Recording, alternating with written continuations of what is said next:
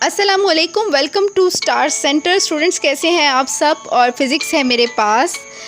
Physics का page number 7 है मेरे पास। कारवान वालों की बुक पढ़ा रही हूँ मैं आपको 9th क्लास। तो मेरे पास पेज नंबर 7 है और टॉपिक है मेरा प्रीफिक्सेस। इससे पहले के तमाम टॉपिक डिटेल में मैं आपको पढ़ा चुकी हूँ। पूरी प्लेलिस्ट मौजूद है इसकी, तो वो आपको मेरे चैनल से मिल जाएगी। लेकिन उसके लिए याद रखिएगा, जिन बच्चों को मेरे चैनल का पता है तो वो मेरे चैनल का नाम देकर ही ये निकालेंगे मेरी वीडियोस, क्योंकि इस तरह से आसानी से नहीं मिलती हैं वो। ठीक है, आप स्टार सेंटर लिखेंगे तो तभी आपको वो वीडियोज़ मिलेंगी।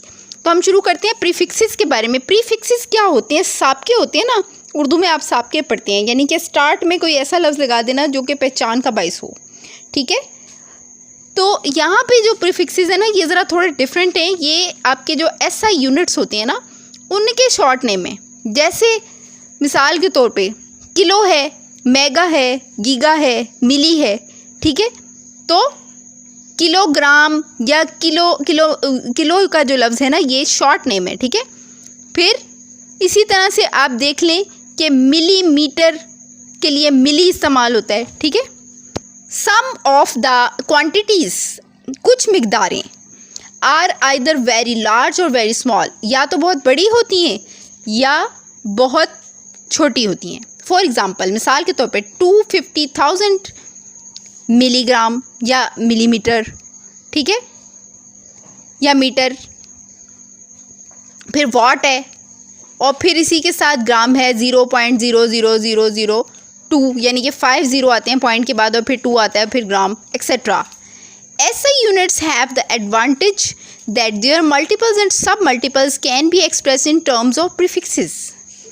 SI यूनिट जो है, इनके एक एडवांटेज है कि इनको ना मल्टीपल और सब मल्टीपल जो इनके साथ होते हैं, इन्हें प्रीफिक्सेस की शक्ल में जाहिर किया जा सकता है। अब प्रीफिक्सेस की डेफिनेशन आ रही है यहाँ पे। प्रीफिक्सेस आर द वर्ड्स और letters added before SI units such as. Prefixes वो अल्फाज या वो लेटर्स होते हैं जो कि SI यूनिट के शुरू में ऐड कर दिए जाते हैं। मिसाल के तौर पे kilo, mega, giga and milli. These prefixes are given in table 1.3. ठीक है, 1.3 टेबल साथ ही दिया हुआ है, इसके सारी ये डिटेल दी हुई है। इसमें सिंबल है इनके और फिर साथ में इनके प्रीफिक्सेस दिए हुए हैं। ठीक है, ये प्रीफिक्सेस क्या हैं, यहाँ से हम आगे से चलते हैं। These prefixes are given in table. The prefixes are useful to express very large or small quantities. For example, divide 20,000 gram by 1000. To express it into kilogram, since kilo represents 10 की पावर 3, इससे क्या मुराद है? 10 10 100 और 100 को फिर 10 से multiply करेंगे तो 1000 आ जाएगा। तो आप सीधा सीधा लिख देंगे 10 क्यूब। 3 को मैंने आपको बताया था कि ऊपर जो स्क्वायर होता है उसको तो वो 2 की पावर 2 लिखा होता है ना, जैसे x स्क्वायर है, उससे मुराद है कि 2 है ऊपर। जब क्यूब कहा जाता है तो उससे मुराद होती है कि स्क्वायर की जगह पर 3 है। ठीक है, यानी ऊपर किसी भी वर्ड के ऊपर 10 के ऊपर 3 है तो इसे 10 क्यूब बोलेंगे आप। ठीक है, थस 20,000 ग्राम यहाँ पे for example divide 20,000 gram by 1000 to express into kilogram.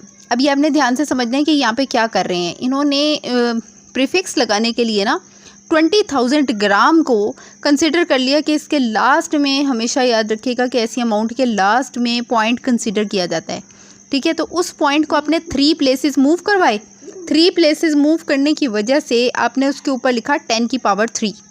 ठीक है, यानी कि आपने यहाँ पे देख रहे होंगे कि 20,000 बाय 1000 हो गया। इससे क्या मुराद है कि 20,000 को 1000 से डिवाइड कर दिया गया। उसका आंसर आपका सीधा सीधा, यानी कि ये कट कटा के आपका 20 kg निकल आया। ठीक है, यानी ग्राम से ये kg में तब्दील हो गया।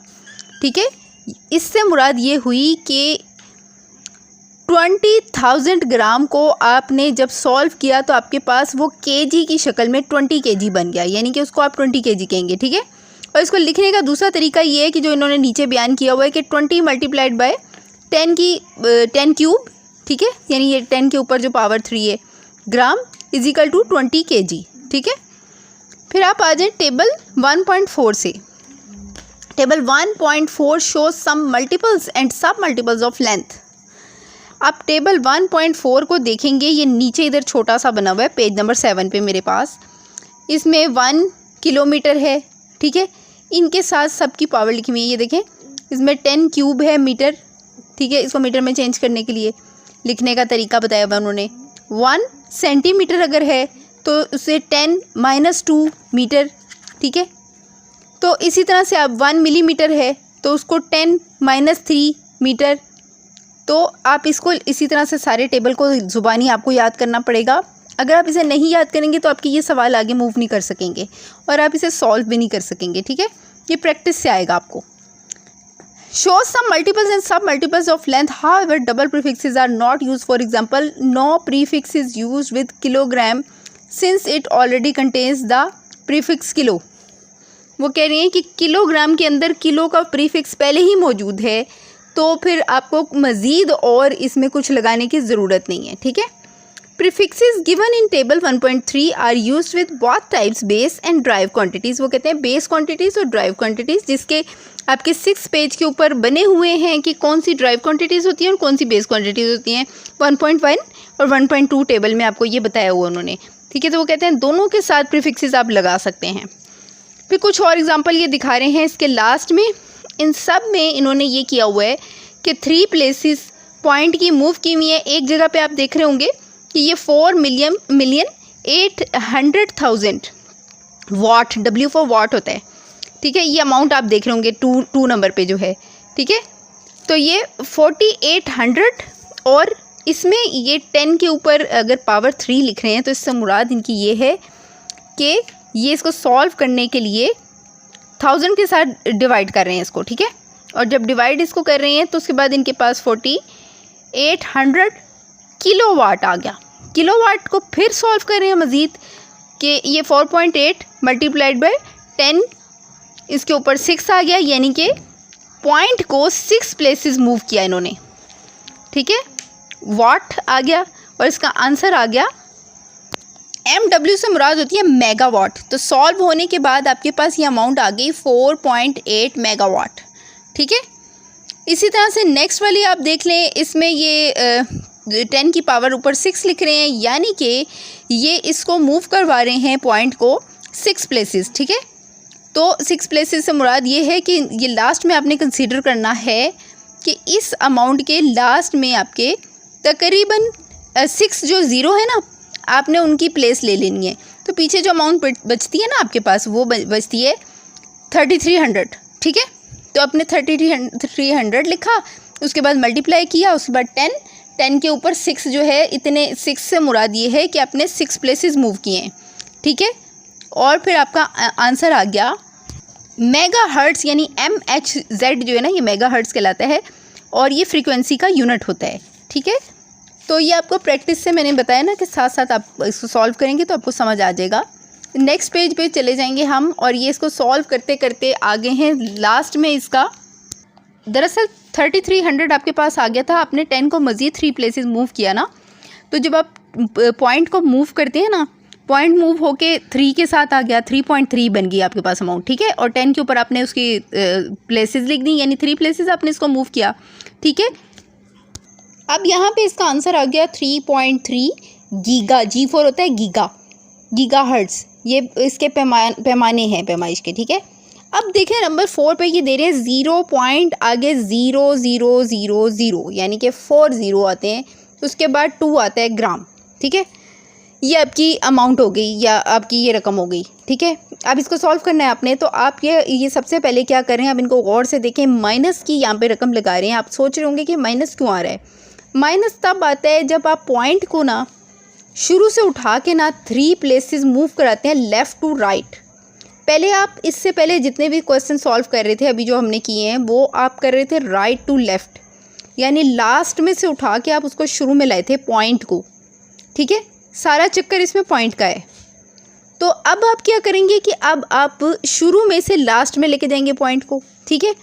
आपने इसमें से दरमियान में से समझें कि 3 ज़ीरो कट कर दिए। ये जो 10 के ऊपर -3 आ रहा है ना, फ़र्ज़ करें आप एक सोच लें अपने लिए कि आपने माइनस कर दिए इस रकम में से 3 ज़ीरो, तो तब आपके पास पीछे क्या बचेगा, आपके पास बचेगा 0.02 ग्राम।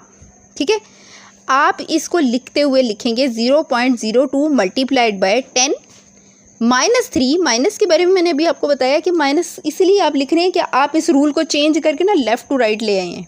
ठीक है, शुरू से आपने एक तरह से बीच में से कट कर दिए 3 0 और आपने ऊपर पावर लिख दी -3। ठीक है, ग्राम। तो इसका आंसर आगे ये लिख रहे हैं इक्वल टू 20 मल्टीप्लाइड बाय 10 - 6 ग्राम। अब यहाँ पे ये एकदम से रूल चेंज कर गए हैं, जो कि बच्चों को समझ नहीं आता है कि ये क्या कर गए हैं यहाँ पे। ठीक है, इन्होंने किया ये कि इन्होंने, आप यूँ समझ लें कि 6 प्लेसेस दोबारा लेफ़्ट टू राइट इसको मूव करवाई हैं। ठीक है, और इन्होंने एक अज्यूम कर लिया है 2 के बाद एक और 0। ठीक है, और उसे 6 प्लेसेस मूव करवाया है। मूव करवाने के बाद इनका जो आंसर फाइनल निकला है वो 20, और ये जो साइन है 10 की पावर -6 से मुराद होती है, ये जो आप साइन देख रहे हैं ना, ये यू सा बना हुआ, ये माइक्रोग्राम है। ठीक है, तो 20 माइक्रोग्राम में इसका आंसर निकल आया 0.00000000, यानी कि पॉइंट के बाद आपके तकरीबन 6 7 8 0 हैं। उसके बाद आपको नज़र आ रही होगी 8 और 1 अमाउंट। ठीक है, ये जो 5वें नंबर पे है, इसको आपने बड़े ध्यान से समझना है। आपने अगला स्टेप देखा होगा इसमें, इसने क्या किया कि इसने -6 लिखा हुआ है, तो लेफ़्ट टू राइट इसने 6 इसमें से आप फौरी तौर पर रिमूव कर देंगे 0। ठीक है, तो 10 के ऊपर -6 लिखेंगे तो पता लग जाता है कि ये इसमें से 6 0 आपने रिमूव किए हैं। आप इसमें से कट करें 6 0 तो आपकी अमाउंट बचा के बनती है 0.0081। ठीक है, अब उससे अगला स्टेप इन्होंने यहाँ पे लिखा नहीं हुआ, ये डायरेक्ट लिख देते हैं 8.1 मल्टीप्लाइड 10 और उसके ऊपर पावर उसकी लिख दी उन्होंने -9। ठीक है, मीटर। अब ये जो 10 के ऊपर -9 है ना, ये पता है किस तरह आया है कि इन्होंने दोबारा दूसरे स्टेप में, जो यहाँ पे मौजूद नहीं है, एक स्टेप और इसमें अंदर किया हुआ है इन्होंने। वो स्टेप ये है कि ये इस रकम 0.0081 में से मज़ीद 3 पॉइंट को मूव करते हैं प्लेसेस। ठीक है, यानी कि 0 0, फिर आप 8 को छोड़ेंगे, यानी 3 रकमों को आप छोड़ेंगे और चौथे नंबर पे आपका पॉइंट लग जाएगा। ठीक है, तो 8.1 बन गया ये। ठीक है, और मल्टीप्लाइड बाय आपने 10 के ऊपर जो -9 लिखा, इसमें -6 में -3 ऐड हो गए। ठीक है, तो ये -9 आपकी अमाउंट बन गई, यानी 6 और 3 मिलके 9 बने। तो ये इस वजह से ऊपर -9 मीटर लिखा हुआ है। ठीक है, फिर आप इसका आंसर देख लें 8.1 नैनोमीटर। ठीक है, क्योंकि -9 जो है वो नैनो की को शो करवाता है। तो ये आपने इस तरह इसको आपको अब मैंने सिखा दिया अच्छे तरीके से, जितनी मुझे समझ थी उस हिसाब से, कि प्रीफिक्सेस जो हैं वो इस तरह से सेट होते हैं। जब भी कभी आप इसमें माइनस की अमाउंट देखें तो आप समझ जाएं कि इतने लेफ़्ट टू राइट 0 रिमूव किए हुए हैं इसमें से। साइंटिफिक नोटेशन इससे नेक्स्ट हमारा टॉपिक है, और a simple but scientific way to write large और small numbers into express them in some power of 10। ठीक है, the moon is, page number 8 पे मेरे पास है scientific notation. A simple but scientific way to write large और small numbers into express them in some power of 10। वो ये कह रहे हैं, सिंपल मैं आपको बताती हूँ कि असल में उनके कहने का मकसद ये है कि एक सादा तरीका जिसमें रकम को, बहुत बड़ी रकम को ना बंद करके शॉर्ट करके लिखा हुआ हो और आपको ये भी समझ आ जाए कि ये कितनी बड़ी रकम है। ठीक है, उसके लिए वो एग्जांपल दे रहे हैं कि जैसे चांद है, the moon is 384 million metres away from the earth. अब ये कितनी बड़ी रकम है, कितनी बड़ी अमाउंट है, आपको समझ नहीं आती है कि इसको लिखें कैसे। अब इतना लंबा लंबा बच्चे लिखते हैं। वो कहते हैं कि इसको शॉर्ट वे में लिखने का एक तरीका है साइंटिफिक नोटेशन। ठीक है, तो अब वो क्या कहेंगे, distance of the moon from the earth can also be expressed at 3.84 multiplied by 10 और इसके ऊपर 8 लिखा हुआ है। इससे मुराद ये हुआ कि राइट टू लेफ्ट आपने पॉइंट को कितनी प्लेसेस मूव करवाई, 8 प्लेसेस। ठीक है, और इस 8 से आपको ये पता लग जाता है कि इस रकम को अगर हम खोल कर लिखेंगे तो ये दोबारा अपनी असली हालत में आ जाएगी। ठीक है, तो ये शॉर्ट फॉर्म में लिखने का एक तरीक़ेकार है। This form of expressing a number is called the standard form of scientific notation. This saves writing down or interrupting large number of zeros. वो ये कह रहे हैं कि ये वो जो तरीक़ेकार है ना, इसमें तमाम जगहों पर आप शॉर्ट फॉर्म में लिख कर बहुत बड़ी बड़ी रकमों को बता सकते हैं, तो ये साइंटिफिक नोटेशन कहलाता है। अब इसकी डेफिनेशन पढ़ते हैं। In scientific notation a number is expressed as some power of 10 multiplied by a number between 1 and 10। ठीक है, 1 से लेके 10 के दरमियान 10 कितनी दफ़ा किसी नंबर के साथ मल्टीप्लाई हुआ, ठीक है, तो आप साइंटिफिक नोटेशन में ये बताते हैं। फॉर एग्जांपल, मिसाल के तौर पे, a number 62,750 can be expressed as 62.75 multiplied by 10। 10 के ऊपर जो 3 है, इससे हमें क्या पता लगेगा कि हमने पॉइंट को ना 3 प्लेसेस मूव किया है। ठीक है, क्योंकि ये पॉजिटिव साइन है, 3 के साथ माइनस वगैरह कुछ नहीं है, तो हम सीधा सीधा इसको कंसिडर करते हैं कि राइट टू लेफ़्ट मूव किए पॉइंट को हमने। ठीक है, और इसी तरह वो कहते हैं कि अगर आपके 10 के ऊपर 4 हो, ठीक है, पॉजिटिव 4 जो कि दिखाई दे रहा है हमें, तो इससे मुराद ये हुई कि 6 के बाद आप पॉइंट लगा देंगे, तो आपने 4 प्लेसेस मूव की। अगर आपने ऊपर लिखा हुआ है कि 5, 10 के ऊपर 5 लिखा हुआ है, तो ये यहाँ पे सारी एग्जांपल बता रहे हैं कि रकम एक ही है, एक ही अमाउंट है आपके पास, और आप अगर उसमें 5, 6, 10 के ऊपर कुछ भी लिख रहे हैं, तो वो हमें ये बता रहा है शॉर्ट वे में कि आप असल में पॉइंट को कितने प्लेसेस मूव करा रहे हैं। ठीक है, और जब ये माइनस में आ जाते हैं, तो इस बात को मेरी अच्छी तरह समझ लें। बहुत सारे लोगों को ये बात समझ नहीं आती है कि माइनस कहाँ से आ गया। माइनस से मुराद ये है कि आप लेफ़्ट टू राइट चले आपने, क्योंकि ऐसी रकमें आ जाती हैं ना, जैसे इसी में सबसे लास्ट में देखें आप 0.00045, अब तमाम 0 ज़ीरोज़ के लास्ट में 45 आ गया, तो आपने इसके साथ लिखा 4.5 मल्टीप्लाइड बाय 10 - 4 सेकेंड। ठीक है, इससे मुराद ये हुई कि -4 से मुराद ये है कि लेफ़्ट टू राइट, यानी जो शुरू में 0 थे ना, इसमें से आपने कितने ज़ीरो काट दिए, आपने 4 ज़ीरो काट दिए, तो ये सब कुछ कट गया। 1 2 3 4 ज़ीरो आप काट दें, पीछे आपके पास 4 रह गया, तो आपने क्या किया कि 4 के बाद पॉइंट लगा दिया। ठीक है, और जो पॉइंट से पहले 0 था उसकी कोई वैल्यू नहीं है, तो आपने पॉइंट को मूव किया 1 2 3 और 4 के बाद आपने पॉइंट लगा दिया, तो ये 4.5 रकम आपके पास बच गई। आपने उसके आगे लिखा मल्टीप्लाइड बाय 10 - 4, यानी आपने क्या किया यहाँ पे बेटा, आप ये कर रहे हैं कि आप 10 को left to right 4 places point को मूव करवा रहे हैं। ठीक है, आगे आप आ जाएंगे पेज नंबर 9 पे। 1.6 है मेजरिंग इंस्ट्रूमेंट, फिजिक्स है 9th क्लास की। Measuring instruments are used to measure various physical quantities such as length, mass, time, volume etcetera. यानी कि आप मेजरिंग इंस्ट्रूमेंट कब इस्तेमाल करते हैं, जब आपको पैमाइशें करनी होती हैं, जैसे आपने लंबाई नापनी है, आपने किसी चीज़ का हुजम नापना है, टाइम और वॉल्यूम को नापने के लिए। ठीक है, measuring instruments used in the past were not so reliable. माजी में मेजरिंग इंस्ट्रूमेंट को इतना ज़्यादा रिलायबल नहीं समझा जाता था। ठीक है, इतना ज़्यादा एतबार नहीं किया जाता था इन पे। And accurates as we use today, ना ही इतनी ज़्यादा परफेक्टनेस का ख्याल किया जाता था जितना कि आज। यानी आज इन मेजरिंग इंस्ट्रूमेंट का इस्तेमाल बहुत ज़रूरी और बहुत ज़्यादा है। For example, sundial, water clock and other time measuring devices used around 1300 AD, ठीक है, were quite crude। 1300 AD से मुराद ये सन है। ठीक है, वो कहते हैं कि 1300 AD के राउंड अबाउट ये तमाम मेजरिंग डिवाइसेस जैसे कि सन डायल, वाटर क्लॉक क्रूड होते हैं, जो खाम हालत में होती हैं चीज़ें। ठीक है, इतनी फाइन शेप में आम मैसर नहीं होती।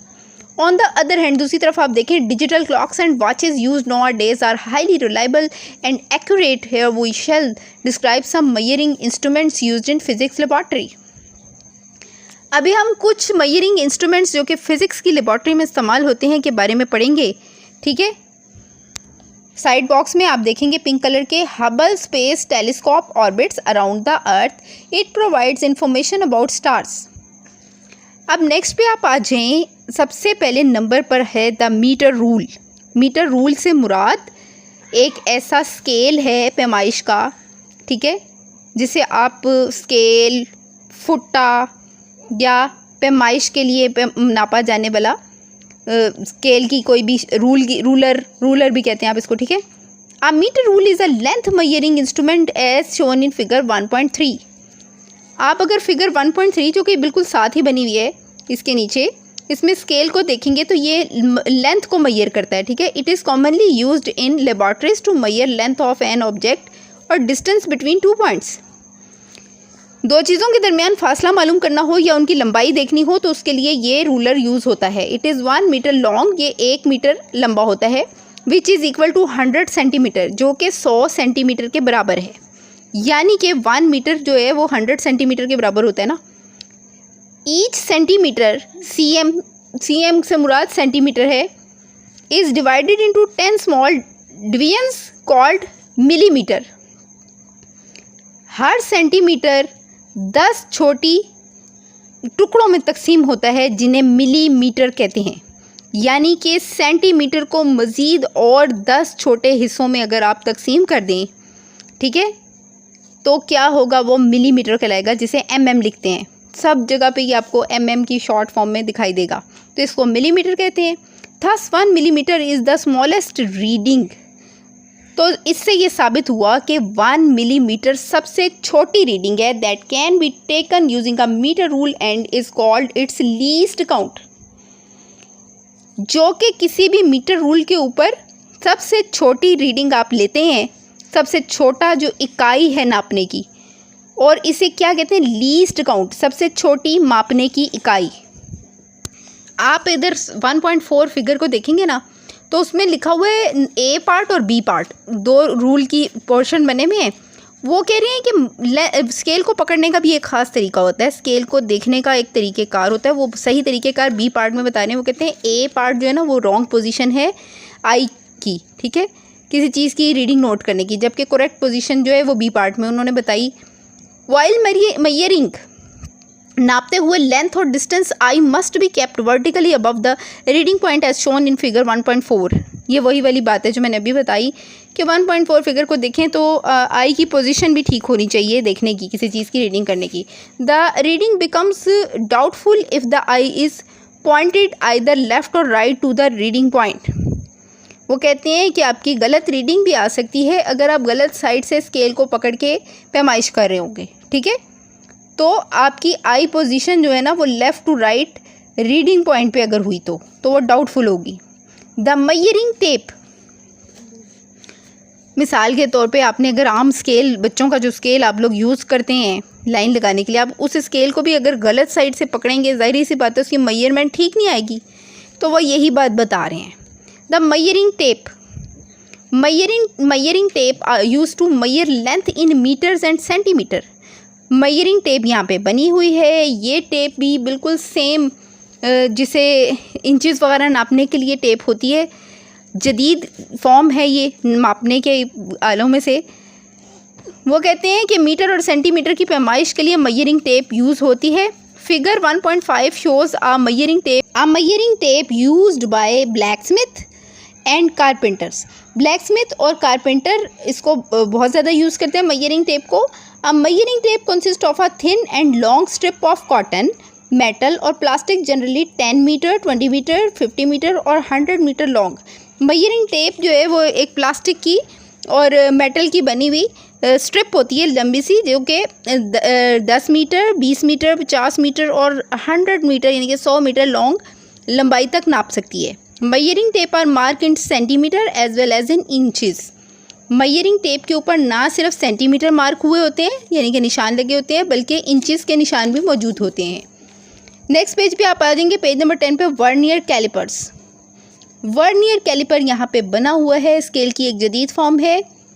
9th class physics, page number 10, unit number 1, physical quantities and measurement और वर्नियर कैलिपर्स हम पढ़ रहे हैं, जो कि पैमाइश मेजरमेंट के लिए इस्तेमाल होता है। The accuracy obtained in measurements using a metre rule is up to 1 millimetre. Measurement लेते हुए मीटर रूल के ऊपर आप अप टू 1 मिलीमीटर ले सकते हैं। However, ताहम an accuracy greater than 1 millimeter can be obtained by using some other instruments such as vernier caliper. वो कहते हैं मज़ीद और अच्छे तरीके से पैमाइश करने की 1 मिलीमीटर से ग्रेटर जो एक्यूरेट अमाउंट होती हैं, उसके लिए आपको इंस्ट्रूमेंट जो चाहिए होता है वो वर्नियर कैलिपर होते हैं. वर्नियर कैलिपर कंसिस्ट ऑफ 2 जार्स, ठीक है, एज शोन इन फिगर 1.6.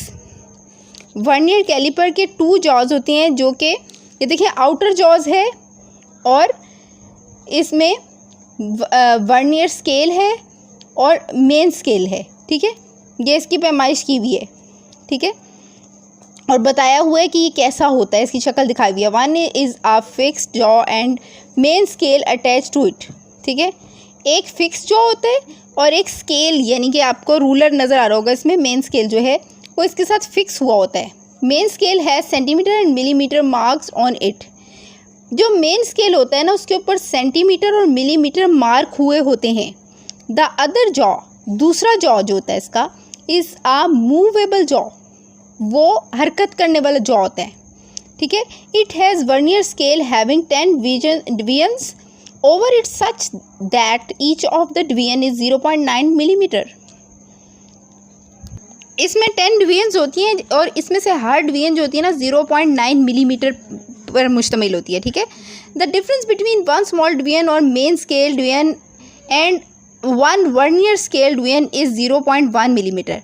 इन तमाम के अंदर जो डिफरेंस होता है ना, सबसे छोटा जो इनके अंदर बराबर का नाप होता है वो होता है 0.1 मिलीमीटर. ठीक है, वर्नियर कैलिपर का. इसके बारे में आपको जगह जगह पे MCQs आएंगे, इसके बारे में आपको बार बार बदल बदल के क्वेश्चंस आएंगे, इसलिए मेरी इस बात को बहुत ध्यान से इधर ही आपने समझ लेना है. ठीक है, और इस पर गौर करना है कि ये कैसे बना हुआ है, इसमें क्या क्या चीज़ें हैं. It is called least count. ठीक है, मैंने अभी पीछे आपको समझाया था कि लीस्ट काउंट क्या है, सबसे छोटा पैमाना या सबसे छोटी पैमाइश जो उसके बीच में दी होती है. ठीक है, LC of the vernier caliper. Least count of the vernier caliper can also be found as given below. Least count of vernier caliper is equal to smallest reading on main scale by number of divisions on vernier scale. ठीक है, 1 millimetre by 10 divisions, तो आपका ये पैमाइश निकल आएगी 0.1 millimetre. ठीक है, hence LC is equal to 0.1 millimetre. ठीक है, और सेंटीमीटर इसमें कितने होते हैं, सेंटीमीटर याद रखिएगा, इसमें 0.01 सेंटीमीटर होते हैं.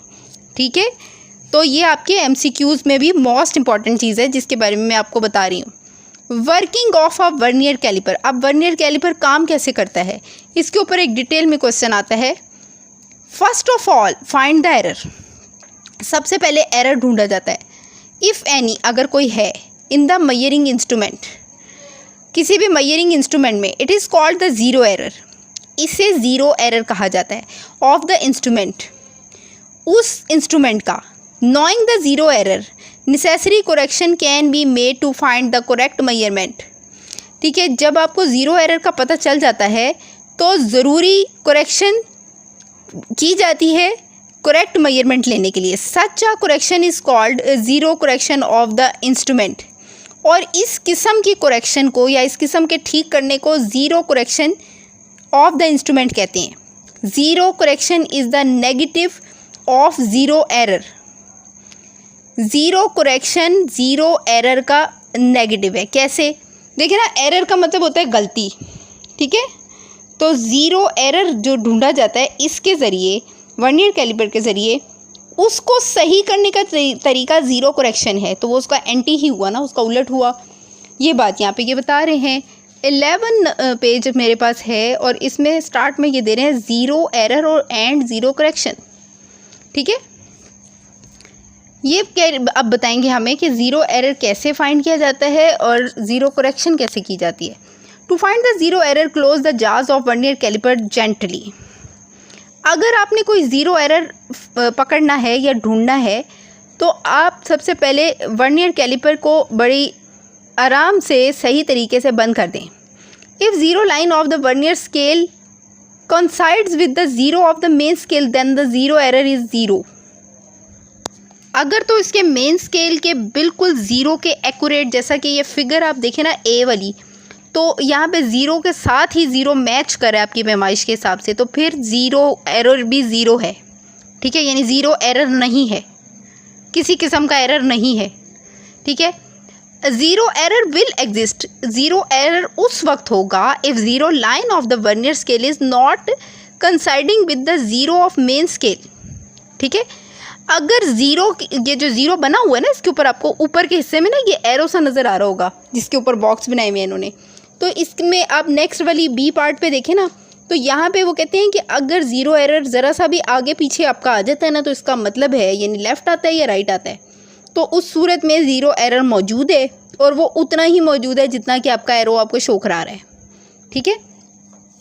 Zero error will be positive if zero line of vernier scale is on the right side of the zero of the main scale.